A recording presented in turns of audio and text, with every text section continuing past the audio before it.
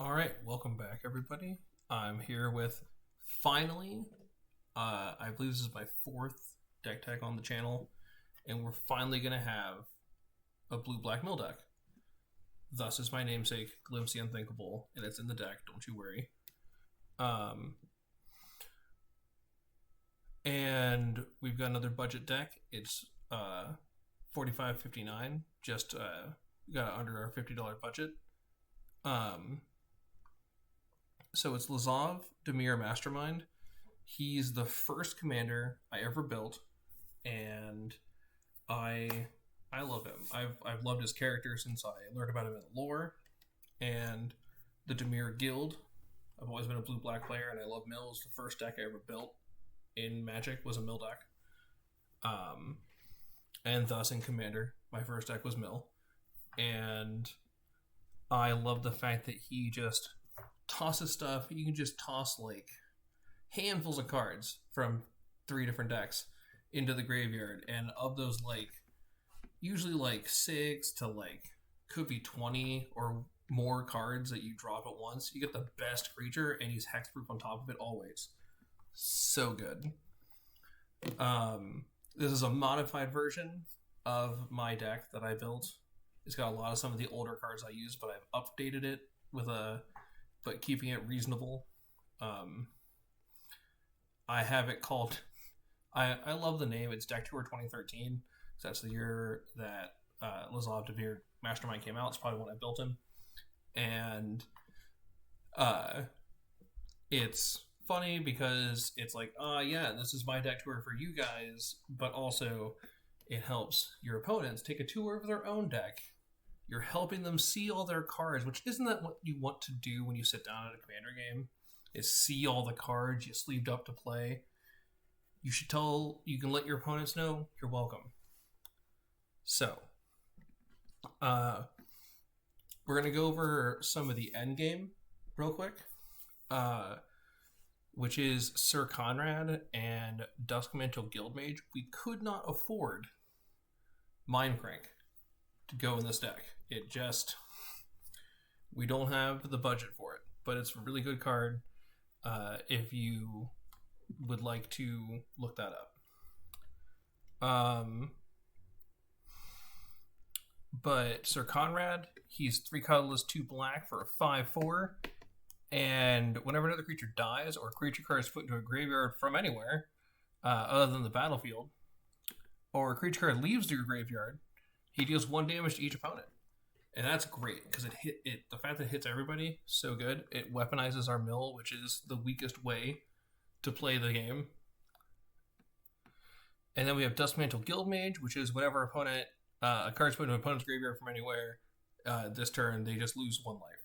So you can do huge chunks of damage. If you're not going to be able to mill somebody out, you can hopefully fire off one of our huge mill spells and kill them and get them out of the game. And that brings us to our big mill spells.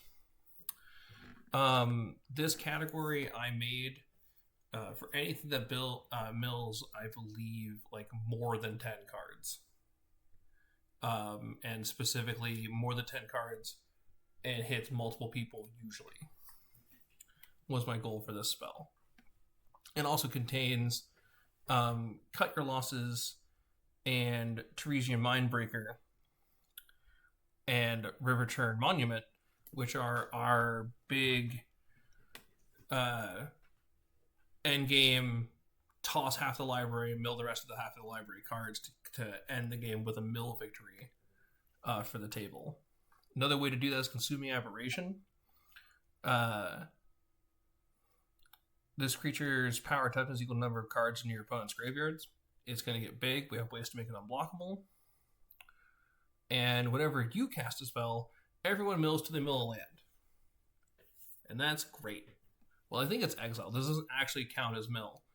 But they do get put into the graveyard, so Lazov sees that because it's if they get put into the graveyard from anywhere. He can pick a card from it. We have a couple ways to clone, and thus also like have some graveyard hate. We are going to be fueling our opponent's graveyard, so we do have some ways in our deck to snipe important creatures. So if your opponent is on a graveyard plan, you can interrupt it a bit with the Dimir Doppelganger here, which can exile a creature card for 3 mana to exile a card from your opponent's graveyard, and it can become a copy of it. So we not only get to toss it, but we get it. And we have another Lazov, the uncommon version. 1 colorless, 1 black, 1 blue, 1 for a 1/4. Whenever you commit a crime, which we're doing lots of targeting here, you may exile a card from a graveyard if it's a creature. And this lets us toss other things that are problematic for us and help our opponent's game plan. We can snipe out of the yard that we put there if they're really running a graveyard plan. We don't want to be helping them too much, so we have ways to in our deck to snipe out what they could take out and hurt and use against us. But if it's a creature, Lazal can become it as well. It's what he do being a shapeshifter. So now let's talk about some of our payoffs for even milling our opponent out. We've already talked about Consuming Apparition as both a payoff in the fact that it's a huge creature that also mills for big numbers. But we have the White of Precinct 6. My bad. It gets +1/+1 for each creature card in your opponent's graveyards. The Water Crystal from the Final Fantasy set. It makes our blue spells cheaper, and anytime we would mill one or more cards, if an opponent would, they mill that +4. So it just really enhances all of our mill spells. And then we can mill everybody equal to the number of cards in our hand. We don't have a whole lot of card draw, but we'll see. That last mode is probably not as important. We have King Narfi's Betrayal, which mills everybody for 4, and then for their whole graveyard. So it's not just limited to the things that you dump with the Saga. So you can look through their whole yard and pick a creature or a planeswalker, and then you have 2 turns to play 3 spells that you have stolen if you get 3 things you want to keep. Real fun. I love King Narfi's Betrayal. Jace's Phantasm, a classic old school mill payoff monster. A 1 mana 1/1 flyer, but if an opponent has 10 or more cards in their graveyard, it's a 1 mana 5/5 flyer. And that's awesome. And an unsung hero of mill decks that I think a lot of people don't play enough of is Guiltfeeder. 3 colorless, black, a 0/4, and it cannot be blocked except by artifact creatures or black creatures. Fear, if y'all remember that mechanic. Whenever Guiltfeeder attacks and isn't blocked, defending player loses 1 life for each card in his or her graveyard. So, yeah. It's just another way to weaponize the damage we have done with the cards we're spilling. If that's not going to be the way we think we can win, but they're low enough that we could take them out a different way. We can still weaponize what we've already done. That's what the majority of our deck does. I probably should have put this over to Big Mill. I'll do that real quick. Boom. Keening Stone is another good big mill spell. One of my favorite mill spells that I fell in love with immediately. It's a big artifact, 6 mana. That's actually why we have the Soul Ring in the deck at all. Otherwise, for Lazal, I wouldn't recommend necessarily running Soul Ring because he's double blue, double black. But we want to spend expensive spells and pay expensive mana costs and things. Like his activated ability is also 5. But this targets a player and they mill cards equal to their graveyard. So if we've fired off one of our chuck half your deck spells, we can start killing people. By making them go crazy. Which, if you don't know, that's the lore of mill in Magic, is you're making the person go insane. We got some recursion to help us, with losing some of our stuff, but also with recursion and theft things to look in other graveyards. So we got Beacon of Unrest here, so we can keep getting it back because it just shovels back into our library. and unless that's unless it gets artifacts or creatures from any graveyard. Bond of Insight is in here. It mills the table for 4, and then we get 2 instants of sorcery cards from our graveyard back to our hand. So that could be some of our bigger mill spells. If we've already fired off one of our big expensive mill spells, it could be we could fetch Fractured Sanity, which is each opponent mills 14 cards. So I could be like we could find that and fire that off as like a finisher. Halo Forger lets us capitalize on our graveyards that we've piled up for our opponents, because it's a 3-mana flash fairy, and when it enters you can pay X, and if you do you can cast an instant or sorcery spell, mana value X without paying its mana cost from someone's graveyard. I believe it's from any graveyard, right? From a graveyard. Yeah. It's great. One of my favorite old school characters from back in the day, Geth, Lord of the Vault. He's 4 colorless and 2 black for a 5/5 with Intimidate, which just can't be blocked by creatures that share a color with him and artifact creatures. But you can pay X and black to put target artifact or creature card with a converted mana cost X or less from an opponent's graveyard onto the battlefield under our control tapped. And then they mill X cards. That's good stuff. I do love Geth. Lots of ways to steal things from our opponent's graveyards that we have been filling up. We've got the Primordials that you can run in blue and black, Diluvian and Sepulchral. Yeah. Diluvian is a big flyer that can grab instants and sorceries from each opponent's yard. Yeah, without paying their mana costs. Sepulchral Primordial enters, and for each opponent you get to pick a creature from their graveyard and bring it to the battlefield. We have Mindleech Mass, which is another one of my favorite creatures related to milling. I would love to see it come back somewhere. It's a big one though. It's an 8 mana, 5 colorless, blue, black for 6/6 with trample. But whenever it deals combat damage to a player, we can look at their hand and cast a spell from it without paying his hand. It's out mana cost without paying his hand. I know what words are and how they function. And then Grxylbxsylgd, the Risen Deep. I do believe I actually have a commander deck for him somewhere that I made on my page, because I do love him.